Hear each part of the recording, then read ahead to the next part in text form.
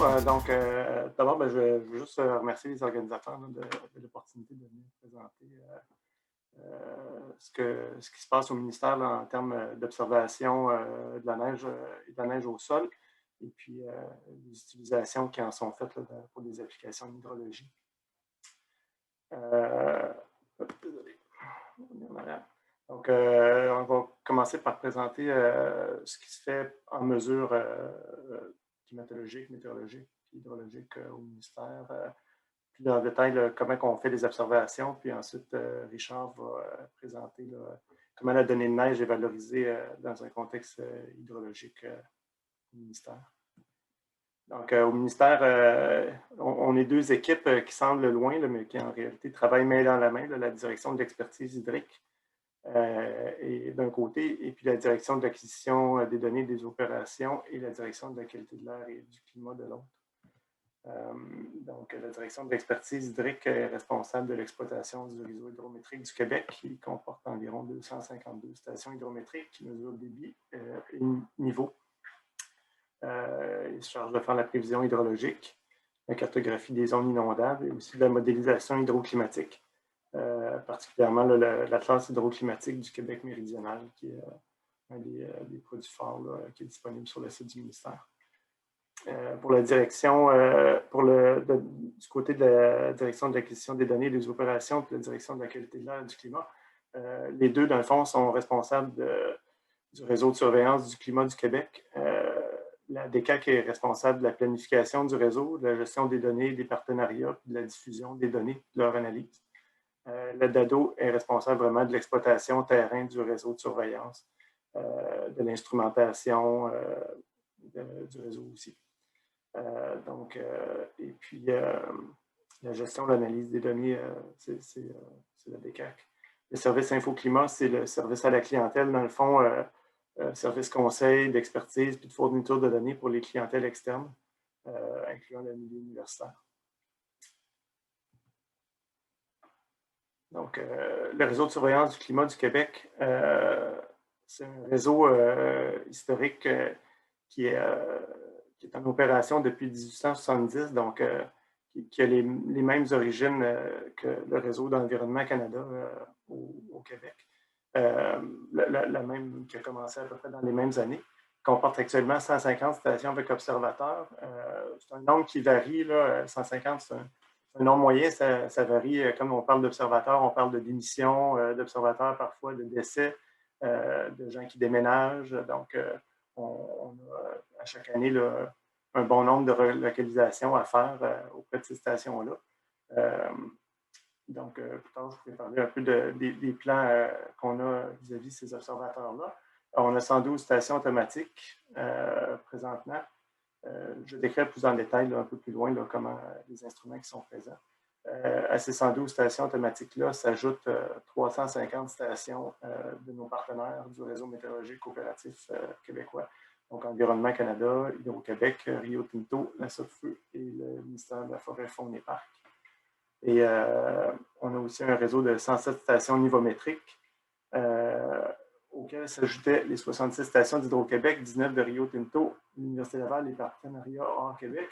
Mais comme Alexandre vient de le présenter, dans le fond, Hydro-Québec est rendu maintenant à 45 stations. En tout cas, ça, c'est ce qu'on a reçu cette année. Rio Tinto, dans le fond, ne fait plus de mesures manuelles étant donné l'implantation des GMON. Je vais en parler un peu plus en détail plus loin. Donc, pour donner une idée de la couverture que ça représente, pour les stations avec observateurs, notre réseau, dans le fond, nécessite des observateurs. Il se concentre dans le sud du Québec, dans les milieux habités.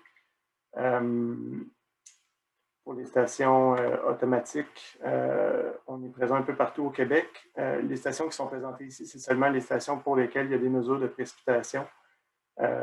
Et puis, il y a les partenaires qui sont en vert. Pour les stations nivométriques, c'est la même chose, donc en noir, le ministère, dans le sud. Et puis, au nord, c'est majoritairement Hydro-Québec. Il y a Rio Tinto qui est dans le bassin du lac Saint-Jean. Évidemment, ça, c'était avant, c'est les stations nivométriques avant que Rio Tinto cesse et puis que Hydro-Québec fasse le passage au GMON. Je vais y revenir plus tard. Donc, l'observation de la neige à nos stations automatiques, les données, on récolte des données de façon horaire. On récolte la quantité de précipitations tombées à l'aide d'un pluviomètre 2 de OTT avec un écran Altair. De notre côté, on fait une répartition pluie-neige selon la température moyenne horaire. Donc, parmi toutes les options là, qui ont été présentées par Alexandre, présentement, nous, celle qu'on utilise, c'est simplement là, en haut de zéro, c'est de la pluie, en bas de zéro, c'est de la neige. On a testé d'autres approches. Pour le moment, c'était plus simple de façon opérationnelle d'avoir une approche binaire, mais c'est des validations qui sont faites en continu pour avoir les meilleures pratiques. L'épaisseur de la neige au sol est mesurée avec les capteurs SR50 qui ont été présentés par Alexandre également avant. Toutes nos stations, dans le fond, où il y a un pluviomètre hot, vont aussi avoir un SR50 qui est prêt là. De notre côté, on a développé pour régler un problème d'accumulation de neige sur les épaulements du pluviomètre Hot2. On a développé une enveloppe là, qui vient recouvrir le dessus du pluviomètre incluant un collet noir pour éviter, dans le fond, l'accumulation de la neige et éventuellement le capuchonnage. Les résultats qu'on obtient avec notre enveloppe là, sont très satisfaisants. Là. On a beaucoup moins de capuchonnage depuis l'implantation de ces enveloppes-là. Et également, à plusieurs de nos stations, maintenant, il y a une webcam qui pointe sur le précipitomètre pour pouvoir voir l'ouverture lors de la validation des données pour aider à la validation des données. Donc, notre réseau historique, c'est le réseau de stations avec observateurs. La mesure de neige historique est faite toujours de la même façon, 2 fois par jour, à 8h et 18h, heure normale de l'Est, à l'aide de la table à neige. Donc, la table à neige est présentée ici. C'est une planche de bois qui est déposée sur le couvert de neige. Puis 2 fois par jour, dans le fond, la quantité de neige qui est tombée dessus va être mesurée avec une règle à neige. Et puis, la planche va être nettoyée puis redéposée sur le couvert de neige. Donc, ça, c'est la mesure historique qui est depuis le début du réseau. Cette mesure-là, évidemment, elle est sujette à l'effet du vent, donc qui peut pousser de la neige sur la table à neige ou en enlever. Par un souci d'avoir une comparaison avec l'historique, on continue cette mesure-là. Mais depuis environ entre 2006 et 2008, là, toutes les stations avec observateurs ont été équipées de nivomètres à bouclier de Neiffer, qui est l'instrument qui est présenté ici.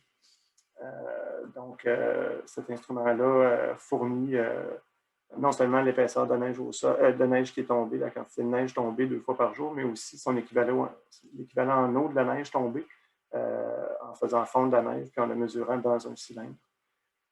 Sylvain l'a un peu présenté là, dans sa présentation sur la forêt Montmorency. Le nivomètre Neiffer, c'est l'instrument de mesure de neige qui s'approche le plus de la référence du DFIR. Sans avoir un ensemble de boucliers, là, il donne quand même des résultats qui sont assez intéressants. En plus de ces mesures-là, on a l'échelle à neige qui permet à l'observateur de mesurer l'épaisseur de neige au sol 1 fois par jour. Donc, ces stations-là sont chez des particuliers, qui sont des contractuels en réalité.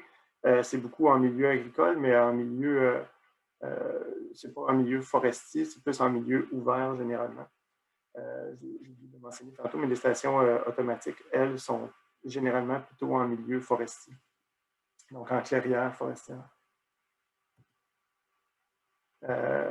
Finalement, le troisième type de station qu'on a, ce sont les stations nivométriques. Donc, ça a déjà été présenté. Là, il y a un peu de redondance avec ce qui est présenté, mais je vais présenter peut-être des détails un peu sur comment nous, on l'effectue. Donc, nous, de notre côté, on utilise le Carroty Carpenter, qui est encore là l'historique qui est utilisé là, depuis, comme Alexandre l'a mentionné, depuis 1927 dans notre cas. Donc, à chacun de nos sites, il y a 10 sites de carottage qu'on appelle des poteaux, parce qu'au centre, il y a un poteau, qui sont uniformément répartis sur une ligne de 300 mètres. chacun des poteaux, autour de chacun des poteaux, il y a un déboisement qui est fait sur un rayon de 3 mètres, un nivellement sur 1,5 mètre, et puis un dégagement vertical là, qui est fait pour avoir vraiment une trouée en milieu forestier. Il y a un protocole d'échantillonnage qui est fait, dans le fond, pour s'assurer qu'à chacune des visites qui est faite, on ne rééchantillonne pas au même endroit que la dernière fois, donc de façon radiale autour du poteau. Les mesures sont faites à la fin février, à la fin janvier, fin février, ou 2 semaines ensuite. Donc, entre 5 à 7 fois par année. Exceptionnellement, on peut aller jusqu'à 8 fois. Cette année, on s'en doute, là, on n'a pas eu besoin d'aller une 7e fois à la plupart des stations, sauf la forêt Montmorency, là, où en partenariat avec l'Université Laval, là, il y avait encore de la neige. Donc, le quartier permet de mesurer l'épaisseur, l'équivalent en eau de la neige, puis donc d'obtenir la densité de la neige au sol. Nous, de notre côté, de façon opérationnelle, dans les produits qu'on fait, on utilise la moyenne des mesures aux 10 poteaux. Il y a une validation qui est faite pour déterminer s'il y a des poteaux qui peuvent être rejetés parfois parce que en raison de la présence d'une couche de glace. Donc, en général, c'est la moyenne aux 10 poteaux qui est effectuée. S'il y a moins de 25 cm de neige au sol à un des poteaux, la mesure est effectuée dans un seau. Donc, chacune des carottes est déposée dans un seau, puis c'est le seau qui va être pesé pour déterminer l'équivalent en eau de la neige qui était présente. Et puis, si la densité à un des repères est supérieure à 60% des valeurs obtenues aux autres repères, en fait, là, il va y avoir une reprise de l'échantillonnage de ce repère qui est fait. Donc, voilà comment nous procédons pour la des mesures nivométriques. Les détails sont présents dans le manuel à l'observateur qui est disponible sur notre site web au site qui est en bas. Donc, vers où le ministère de l'Environnement et de la lutte contre les changements climatiques s'en va dans la mesure, là. Donc, dans le cadre du plan pour une économie verte, on prévoit automatiser 95 stations automatiques et en rajouter 20 nouvelles d'ici 2025. La motivation derrière ça, là, comme je l'ai mentionné, là, il y a un bon roulement d'observateurs avec les décès, les départs. Donc, et puis, il y a de plus en plus de difficultés là, à recruter et à avoir une bonne rétention là, des observateurs. Le roulement est de plus en plus rapide. Chacun de ces observateurs-là, c'est des contractuels, donc il y a un coût qui est impliqué là-dedans, là, qui n'est pas négligeable pour nos opérations. Et donc, les données automatiques permettent évidemment d'avoir des données là, un pas de temps plus rapide, horaire, et de disposer de données en temps réel. Le défi derrière ce projet-là, c'est un défi logistique de trouver des sites adéquats, de signer des ententes. On n'est pas en milieu nordique, on est en milieu souvent habité dans le sud du Québec, donc souvent ça demande de signer des ententes avec les propriétaires des terrains pour aller implanter une station. Idéalement, on veut trouver une station où il n'y a pas une coupe de bois qui va être faite dans les 10 prochaines années. Donc, toutes ces démarches-là, c'est un défi logistique. La comparaison aux données passées, donc quand on automatise, avoir une comparaison aux données passées, c'est un défi. Et puis, la mesure de la neige avec les mesures automatiques, ça reste un défi. Puis, on s'appuie là-dessus là, sur le projet au site neige avec Sylvain Jutra pour nous orienter dans les meilleures pratiques à adopter. De notre côté, on procède nous aussi là, comme Hydro-Québec, mais avec un peu de délai avec eux là, sur l'automatisation de notre réseau nivométrique. Donc, dans le cadre du plan pour une économie verte, encore là, le ministère a pour objectif d'automatiser, en fait, d'installer 75 JMON d'ici 2025. Présentement, on en a 11 qui sont en opération. Rio Tinto, eux ont déjà fait la conversion. Là, ils ont 15 stations nivométriques qui ont été converties, qui sont rendues avec des JMON maintenant. Hydro-Québec, là, dans le fond, Alexandre a présenté tous les détails là, de leur côté. Donc, ça, c'est l'état actuel du réseau de JMON. Les petits points noirs, c'est les stations nivométriques, puis ça donne une idée, dans le fond, où le MELCC là, va aller s'implanter pour couvrir le territoire. Mais ça va nous ouvrir des possibilités pour aller s'implanter dans les endroits où on n'était pas présentement, donc possiblement là, sur la côte nord, entre autres. Donc, c'est une image qui est semblable à celle qui était présentée par Alexandre. C'est juste pour présenter un peu le défi de l'implantation des JMON et des avantages. Donc, en bleu, c'est la courbe du JMON. En gris, c'est les courbes de SR50, donc l'épaisseur de neige au sol. Puis, en orange, on présente les 10 valeurs qui sont mesurées à chacun des poteaux lors d'une mesure nivométrique.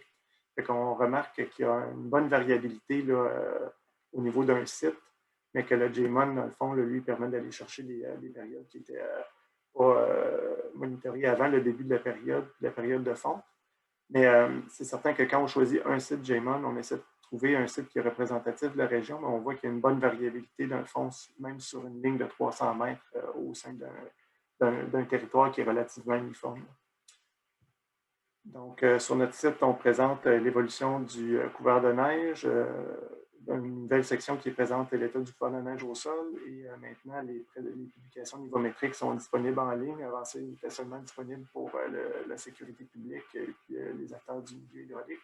Puis tout ça va être appelé à se bonifier là, parce que Richard va vous présenter maintenant. Pour la suite, Sylvain, je suppose qu'il ne reste pas beaucoup de temps.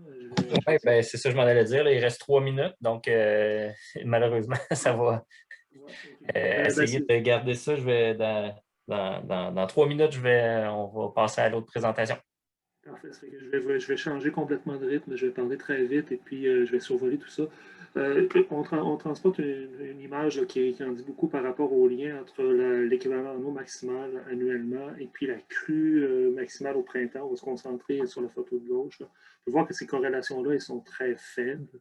Donc, normalement, j'irai un peu moins vite, mais je vais sauter. Donc, tu as corrélations qui sont souvent en bas de 0.3, 0.4. Donc, quand on veut faire de l'hydrologie, il faut ajouter des composantes à l'équivalent en eau de la neige pour aller chercher de l'info sur la crue à venir. Pierre-Yves, si tu veux passer. À la suivante. Okay. Donc, tu peux reculer de une si tu veux. Donc, pour le faire, donc, on a mis en place un certain nombre d'outils de modélisation pour prévoir l'équivalent en eau et surtout les apports verticaux, donc la fonte et puis la pluie qui n'est pas absorbée par le couvert de neige. On a fait ça au milieu des années 2000. Hein, c'est pas du nouveau, c'est du recyclé, ce que je vous présente là. Donc, un modèle sur une grille, 0.1 degré de résolution, c'est le modèle Hydrotel, modèle très simple, pas de temps journalier, dans lequel on assimile les relevés nivométriques à des moments précis, toutes les 2 semaines en fait. Je ne vous parlerai pas des détails. Donc, ça permet d'avoir de l'équivalent en eau, mais surtout une prévision des apports verticaux dans les 6 jours à venir. Bon, et puis ça, c'est disponible pour la sécurité civile qui prend un certain nombre de décisions basées déjà sur cette information-là, qui est la fonte et la pluie non absorbée. Un clic, s'il te plaît, Pierre-Yves. Bon, je l'ai dit, ça date du milieu des années 2000. Donc, actuellement, on est dans une phase où on est sur le point de faire une amélioration significative de ça. Parce que les relevés nivométriques sont disponibles aux 2 semaines, mais dorénavant, il y a les JMON qui vont devenir disponibles en continu, qui sont disponibles en continu. Et puis, comme l'évoquait un peu rapidement tout à l'heure Alexandre, les SR50, les épaisseurs de neige, on peut les convertir en équivalent en eau de la neige. Évidemment, il y a une incertitude qui est plus grande parce que ça nous prend un transfert de la densité, mais c'est des données qui sont disponibles aussi en continu. Alors, l'idée, et puis Marie-Amélie va en parler dans sa présentation qui vient, ça a été d'améliorer nos méthodes d'assimilation pour pouvoir utiliser toutes ces données-là en incluant l'aspect spatial, qui est un défi. Donc, fil particulière, aspect spatial, conversion des épaisseurs de neige en équivalent en eau avec une méthode de réseau de neurones. Bon, je pense le détail, je vous dis juste, la prochaine crue 2022, on aura une nouvelle mise à jour de la façon d'avoir l'équivalent en eau sur le territoire. Un clic, s'il te plaît. Je n'ose pas regarder Sylvain du coin de l'œil. Intégration de la neige au sol dans la prévision hydrologique. Évidemment, les apports verticaux, ce n'est pas suffisant. Il faut se rendre plus loin. Donc, on est responsable au Québec au ministère de la prévision hydrologique sur le territoire. On a notre modèle hydrologique. Et on assimile, si on veut, cette information-là sur grille, sur l'équivalent en eau. Ça nous permet de transformer tout ça en prévision de débit. Et puis, c'est déjà commencé, là, mais dans les prochaines années, ça va aussi se transformer en prévision de zones en étendue et profondeur d'inondation à travers la modélisation hydraulique. C'est déjà commencé. On a déjà 13 bassins versants où on le fait. Ce n'est pas encore public, ça le sera en 2023. Et à terme, en 2050, il y aura en 2025, il y aura 50 vaccins. Je ne parlerai pas dans le détail, mais un élément important de cette chaîne-là, c'est la difficulté qu'on a à faire la prévision des crues l'hiver lorsqu'il y a de la pluie sur la neige. Et puis pour ça, il y a l'équipe de Daniel Nadeau, avec 2 étudiants de maîtrise en particulier, qui travaillent sur ce sujet-là. J'en aurais glissé un mot, mais je vais laisser ça à Daniel pour demain. Un autre clic, s'il te plaît, Pierre-Yves. Et puis je reviens en fait sur notre figure du début où on évoque cette relation difficile-là entre l'équivalent en eau et la crue maximale, mais on veut quand même travailler avec l'équipe de Marie-Amélie Boucher à nouveau sur un projet qui est en évaluation, sur tirer profit des nouvelles banques de neige au sol qu'on est en train de constituer avec des approches plus complexes d'assimilation, et puis on veut quantifier comme il faut l'aspect prédictif en incluant de la prévision météo à long terme, dont des prévisions saisonnières. Et puis on va pouvoir regarder cette question de corrélation là, avec le fait qu'on a un modèle hydrologique qui couvre tout le territoire sur plusieurs milliers de tronçons. Je n'ai pas donné le détail tout à l'heure, mais de façon beaucoup plus complète et détaillée. Bon, j'ai été trop vite, mais je pense qu'il y a une figure de conclusion, une diapo de conclusion où avec Pierre, on voulait simplement vous rappeler ce qu'on vous a dit de façon essentielle, les faits saillants. Peut-être, Pierre, tu peux laisser les faits saillants affichés, puis ça permettra aux gens de revoir, puis j'ai essayé de faire le sprint maximal.